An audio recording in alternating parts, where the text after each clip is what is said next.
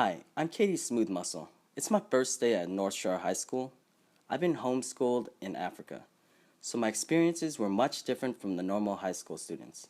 As a smooth muscle, I'm not striated, but I am very myogenic, meaning I can create my own action potentials and contract on my own. Coco. The slow wave depolarization of the action potentials depends on my L-type calcium channel, which causes an influx of calcium ions to create this calcium plateau. And my sarcoplasmic reticulum carries extra calcium. Relaxation depends on the efflux of potassium ions through potassium channels, and my contractions are long, lasting seconds to even minutes. These are caused by prolonged calcium entry, slow calcium removal, and multiple action potentials. Where you sit in the cafeteria is crucial. You got your phenylephrins, the alpha-1 agonists at this school, the propranolols, the beta-2 blockers / partial agonists, and the dantrolines, the ranitidine receptor blockers. But on my first day, I ended up contracting alone. Hey, Mom. How's your first day of school today? I just don't fit in with anyone. Why don't you just try making some friends? I decided to take my mom's advice, and on day 1, I went to go hang out with the phenylephrins. Phenylephrine binds to alpha-1 receptors to activate the GQ transduction pathway. The GQ protein activates phospholipase C, or PLC, which converts PIP2 into DAG and IP3.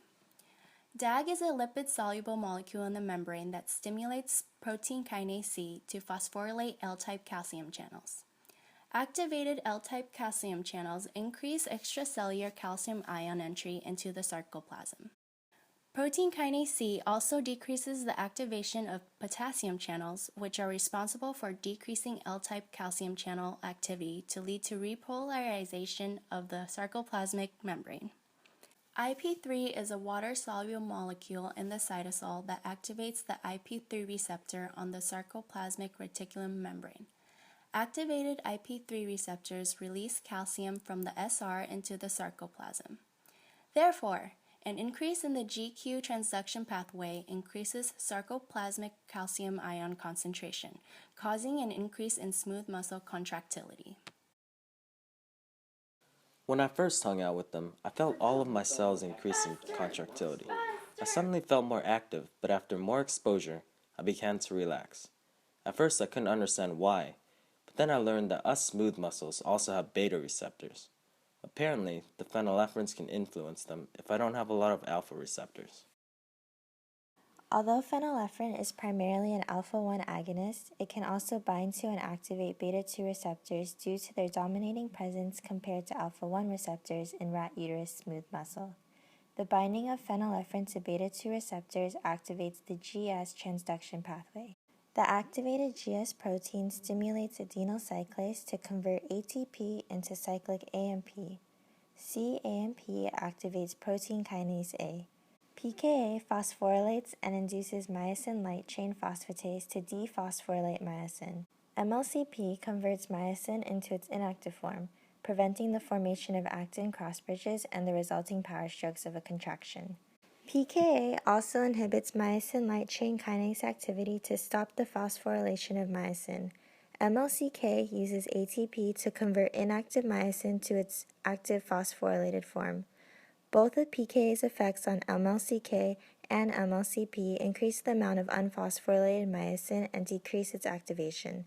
Lastly, pKa stimulates the opening of potassium channels, leading to the repolarization of the muscle membrane. Active potassium channels then inhibit LTCC activity, the main source of extracellular calcium influx. This marks the end of an action potential and the subsequent end of a contraction. The decrease in calcium levels and myosin activity cause a decrease in net contractility of the smooth muscle. Today, I decided to hang out with the propranolols.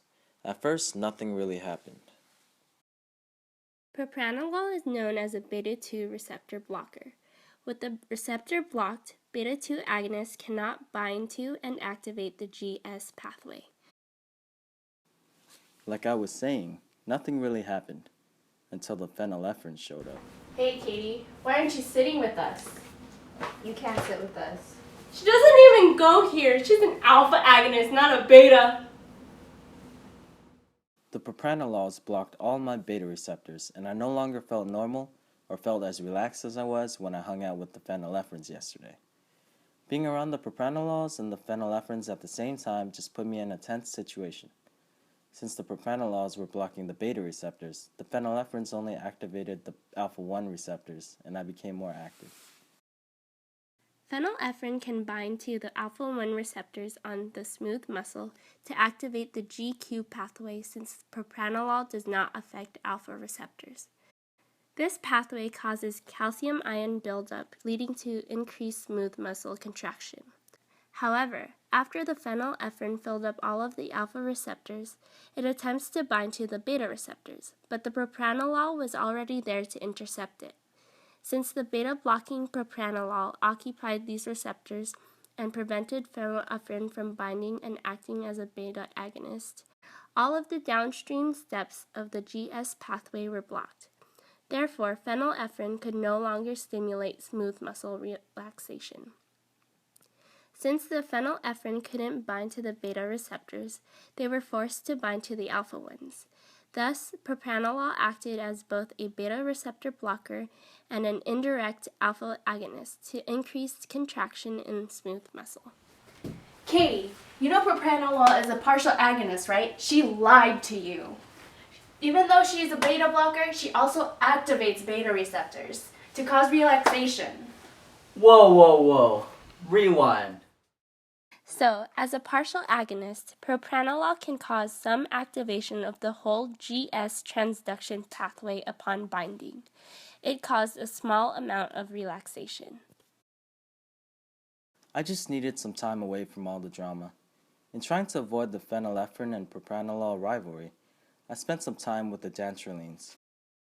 Access to the calcium storage in the SR is primarily through the IP3 receptors, but smooth muscles contain a minor amount of ryanodine receptors.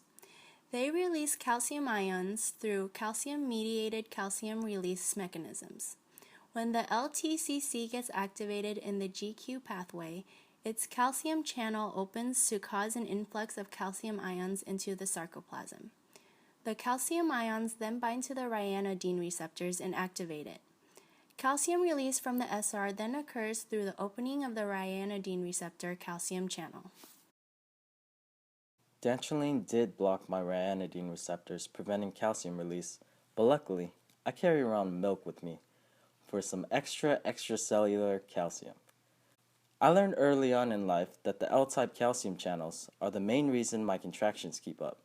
Even if my ryanodine receptors are blocked, I can still count on my IP3 receptors and L-type calcium channels.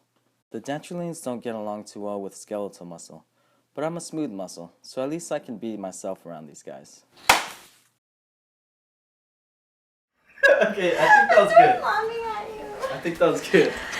Yo, all you sucker MCs ain't got nothing on me. From my grades to my lines, you can't touch Kevin G. I'm a mathlete, so nerd isn't bird, but forget what you heard. I'm like James Bond III, shaking.